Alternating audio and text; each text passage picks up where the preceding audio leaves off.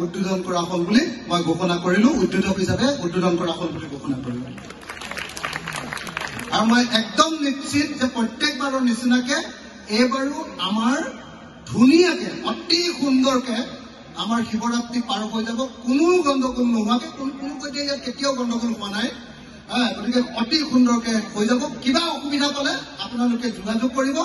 আৰু মই বিধায়ক হিচাপে মই এইকেইদিন চাৰ্কিট হাউচতে বহি ল'ম। যদি কিবা অসুবিধা পায় এই 3 দিনৰ ভিতৰত মোক চাৰ্কিট হাউচতে অনবৰতে পাব। ধন্যবাদ। জয় অসম। আটাইতকৈ প্ৰখ্যাত আৰু ঐতিহাসিক শিৱদৌলটোত এনেকৈ শিৱৰাত্ৰি আয়োজন কৰাৰ কাৰণে আৰু সেই শিৱৰাত্ৰি উদ্বোধন কৰিবলৈ পোৱাৰ কাৰণে মই নিজকে ধন্য মানিছোঁ।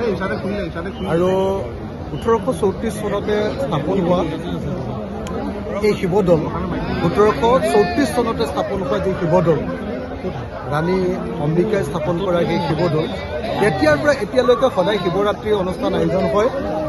আৰু সদায় যেতিয়া এনেকৈ শিৱৰাত্ৰি আয়োজন হয়, হাজাৰ হাজাৰ লাখ লাখ মানুহ ইয়াত সমবেত হয়।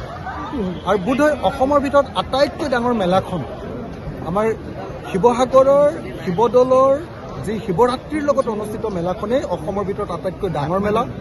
এই মেলাখনত কাশ্মীৰৰ পৰা মানুহ আহে বিক্ৰী কৰিবৰ কাৰণে, বস্তু বিক্ৰী কৰিবৰ কাৰণে। এই মেলাখনলৈ উত্তৰ প্ৰদেশৰ পৰা মানুহ আহে। এই মেলাখনলৈ ভাৰতবৰ্ষৰ বেলেগ বেলেগ ৰাজ্যৰ পৰা মানুহ আহে। একদম আমাৰ শদিয়াৰ পৰা ধুবুৰীলৈকে বিভিন্ন ঠাইৰ পৰা ব্যৱসায়ীবিলাকে ইয়ালৈ মেলাত বস্তু বিক্ৰী কৰিবলৈ আহে, আদান প্ৰদান কৰিবলৈ আহে। আৰু সেইকাৰণে অসমৰ আটাইতকৈ প্ৰখ্যাত শিৱৰাত্ৰি পূজা এনেকৈ উদ্বোধন কৰিবলৈ পোৱাটো আৰু শিৱদৌলৰ নিচিনা এটা ঐতিহাসিক ঠাইত এনেকুৱা এখন অনুষ্ঠান উদ্বোধন কৰিবলৈ পোৱাটো মোৰ জীৱনৰ আটাইতকৈ ডাঙৰ ভাগ্যবিলাকৰ ভিতৰত এটা। আৰু সেইকাৰণে মই আশা কৰিছোঁ যে উদ্বোধন কৰাৰ লগে লগে আশা কৰিছোঁ যে প্ৰত্যেকবাৰে যেনেকৈ আমাৰ শিৱৰাত্ৰিটো খুব সুন্দৰভাৱে হৈ যায় আৰু কোনোদিন কেতিয়াও কোনো অসুবিধা নহয়, কোনো সমস্যাৰ সৃষ্টি নোহোৱাকৈ সদায় ভালকৈ পাৰ হৈ যায়। 1734 চনৰ পৰাই তেনেকৈ হৈ গৈছে, কাৰণ এইটো তেনেকুৱা এটা ঐতিহাসিক শিৱদৌল হয়।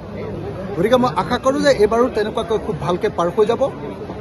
আৰু সকলো জাতি ধৰ্ম বৰ্ণৰ মানুহে সম্প্ৰীতিৰে সৈতে সমন্বয়ৰ সৈতে এই অনুষ্ঠানটো আয়োজন কৰে। এনেকুৱা চাগে ঐতিহাসিক সমন্বয় থকা এলেকা খুব কম আছে। আৰু সেইকাৰণে মই এই শিৱৰাত্ৰি অহা সকলো ভক্তবৃন্দলৈ, সকলো পৰ্যটক আৰু সকলো নাগৰিক যিসকলে শিৱৰাত্ৰিলৈ আহিব শিৱসাগৰত, সকলোকে আদৰণি জনাইছোঁ শিৱসাগৰৰ বিধায়ক হিচাপে। আৰু কিবা অসুবিধা পালে মই এইকেইদিন আটাইকেইদিন চাৰ্কিট হাউচতে থাকিম। কিবা অসুবিধা পালে আপোনালোকে মোক জনাব পাৰিব, যাতে মই সকলোবিলাক সমস্যা সমাধান কৰি দিব পাৰোঁ।